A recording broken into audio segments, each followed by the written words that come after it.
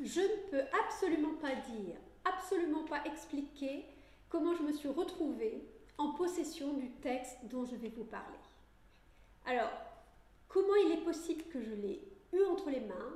Ça découle à part égale, j'imagine, de chance et d'une part d'acharnement, puisqu'après des années à chercher dans tous les catalogues en ligne de dizaines de bibliothèques, dans tout ce qui était accessible, dans toutes les collections numérisées, dans tous les inventaires, la moindre évocation d'Alexandra, même une simple ligne au milieu de gros volumes, dans toute la presse d'époque, même en tapant une liste interminable de mots-clés dans toutes les langues, je n'avais pas trouvé ce document. D'autant plus que des années en arrière, quand j'ai commencé à chercher, le nombre de documents recensés dans les diverses bases de données était moindre.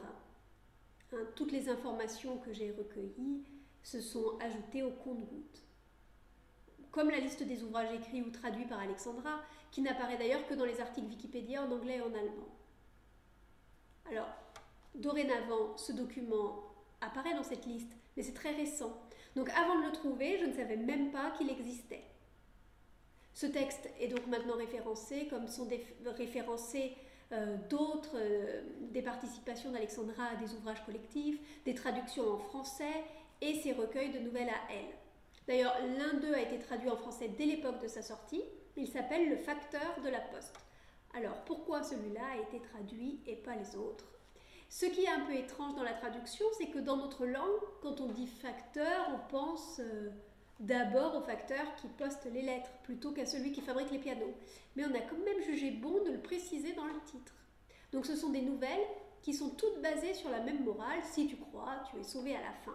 Donc il arrive des choses terribles à ses protagonistes, mais à l'extrême fin de chaque histoire, dans les 2 dernières lignes, ils sont sauvés par leur foi. Cet ouvrage, traduit en français, je l'ai en plusieurs exemplaires, il y en a régulièrement à vendre sur les sites d'enchères. Et le premier exemplaire que j'ai reçu, il y avait à l'intérieur une lettre pliée dans une toute petite enveloppe et destinée à la jeune fille à qui ce livre avait été offert il y a 130 ou 140 ans de là. Son parrain ecclésiastique l'encourageait à bien travailler son piano tous les jours. En ce qui concerne ce texte, c'est donc le hasard le plus total qui me l'a mis entre les mains. J'imagine que ne trouvant pas d'autres des récits d'Alexandra que je cherchais, j'ai dû parcourir, sans réfléchir, les rayons d'une bibliothèque numérisée ou d'une autre, un peu blasé en pensant à autre chose machinalement, et voilà qu'apparaît sur l'écran la page de couverture de Souvenirs, pensées et essais par Madame LPA2B. LPA2B, le référencement de l'auteur s'était fait comme ça. LPA2B, évidemment que personne n'allait la chercher. Ainsi, Madame la princesse Alexandra de Bavière. Publiée à Munich en 1853, c'est elle.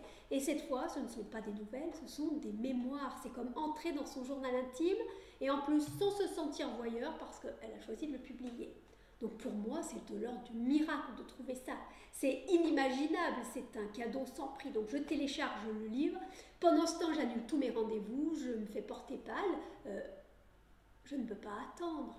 Je cherche cette femme depuis des années, il n'y a rien, ou toujours les mêmes phrases, où on retrouve toujours les mêmes éléments, jamais rien de nouveau. Je suis allée à Aschaffenbourg où elle est née, je suis allée à Munich où elle a vécu, je suis allée à l'asile d'Illenau où elle a été enfermée, rien, et là tout d'un coup, j'ai ses propres mémoires dans les mains. C'est la journée du miracle. Donc, j'ai une émotion évidemment débordante quand je prends les feuilles et que je commence à lire. Je suis débordée par l'excitation de me rapprocher enfin d'elle. Peut-être que ça y est, je vais enfin pouvoir mieux la comprendre. Et je commence à lire. Et là, si je vous dis que c'est une douche froide, je ne dis rien de ce que j'ai ressenti. Alors je lis de plus en plus rapidement, je lis en diagonale.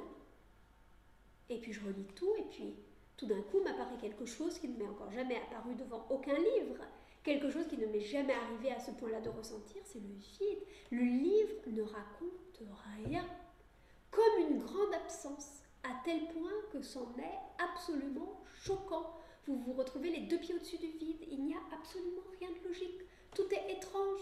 On peut avoir l'impression que ça n'a même pas été relu, les mots masculins, des mots masculins qui sont au féminin, des mots féminins qui sont au masculin, et La ponctuation est très énigmatique. Souvent, les phrases commencent par des tirets comme s'il s'agissait d'un dialogue, ce qui n'est absolument pas le cas. Parfois, les personnages sont nommés, parfois ils sont mystérieusement anonymés, alors qu'ils font tous partie du même groupe. Parfois, vous avez des numéros supplémentaires en bas de page. Et puis surtout, dans le contenu, Alexandra nous dit « Bon, je vais vous raconter ça ou ça », et passe son temps à ne pas nous le raconter. Par exemple, un jour, j'ai fait une très belle balade, j'ai hâte d'arriver au sommet pour vous raconter le paysage. Puis arrivée au sommet, elle écrit « Bon, il y a trop à dire, donc je ne vais rien dire ».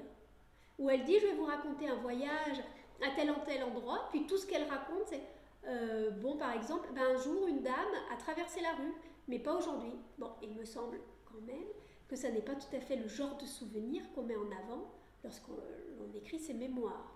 Ou un jour, j'ai cueilli des groseilles. Ou, bon, il ne me reste plus rien à dire. Et il y a même un chapitre entier sur un rayon de soleil. Alors, devant l'étrangeté de cet ouvrage qui n'est pas paru en langue allemande, mais seulement en langue française, j'émets l'hypothèse suivante. Ce livre est une boîte à secrets. Une boîte dont il faut trouver la clé pour trouver le vrai message, le message caché. Bon, là, je n'ai pas le temps de vous dire tout ce qui m'amène à ça, à cette hypothèse, mais tout m'y amène parce que ça n'est pas possible autrement. Ce livre, à chaque instant, dit chercher ce qui est caché en moi. Il y a des mots en allemand au milieu de textes en français, et à un moment, si on le lit à haute voix, on entend Vergiss mein nicht, comme la voix d'Alexandra qui arriverait à se faufiler. Et ce texte commence par ces mots dans l'été de 1845. Elle débute ses mémoires par ces mots, par cette année 1845. Vous savez, quand elle a eu 19 ans et qu'elle s'est mise à boiter. Si le cœur vous en dit de chercher la clé, vous pouvez télécharger le livre sur Google Books. Dans la barre de recherche, vous tapez LPA2B et vous le verrez apparaître.